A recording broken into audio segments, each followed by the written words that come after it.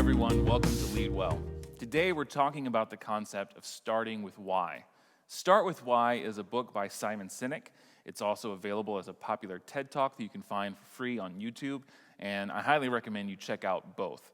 Today we're going to boil his bigger idea down to just a little bit of a nutshell and explain how it's applicable to us as Christian leaders and how it can help us serve the people that we lead. Simon's main idea is built around what he calls the golden circle, which is this.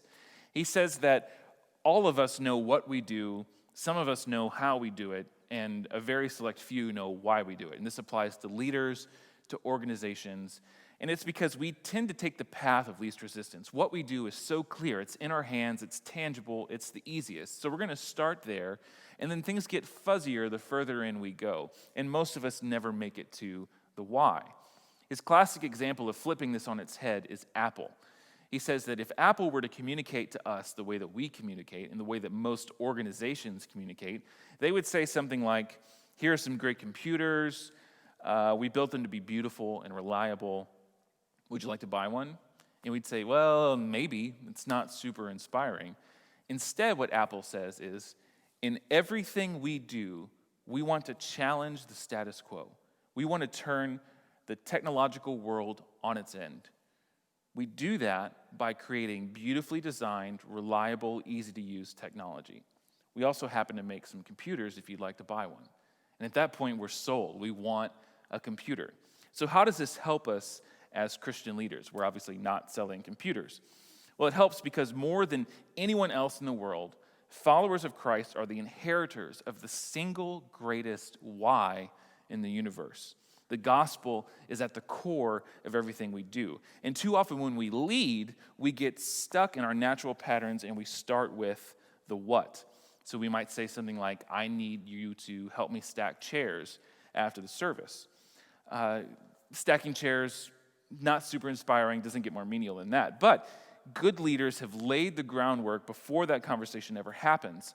The volunteer should know that we are called to be the hands and feet of Jesus, to take the gospel to the nations and to see his kingdom come here on earth. And we do that by serving the local church, the one that Christ himself died for. And today, that looks like stacking chairs. So when we start with why, when we have that gospel at the core, it makes everything else much more palatable, much more doable, because we are not propelled by finishing a task. We're propelled by the gospel, which is the greatest driving force that we can have as human beings, because it's the way that we have been designed. It's built into the Imago Dei in us to long for that. Everyone leads someone, so if you are leading in the workplace, if you are serving at home, wherever God has called you to be, let the gospel be the core of what you are doing. Let it inform your decisions, the way that you work, the way that you communicate. So if you're filling out a really boring spreadsheet, or if you're working on the assembly line at Toyota, whatever it is, if you take your first step in the morning knowing that I am doing this because God has called me to do it, because I am redeemed, I am a sinner saved by grace, then we know that as that works its way out, as we work our way down into the what, when we get to that what, we can do it with passion. We can work as if we are working for the Lord.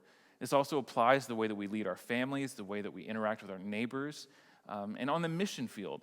And the mission field doesn't have to be overseas. It can be your next door neighbor. But let that be what's propelling you forward when you talk to your neighbor, that you start with the gospel. That is the force behind who you are as a human being. And I think it'll change the way that you work. It'll change the way that you lead.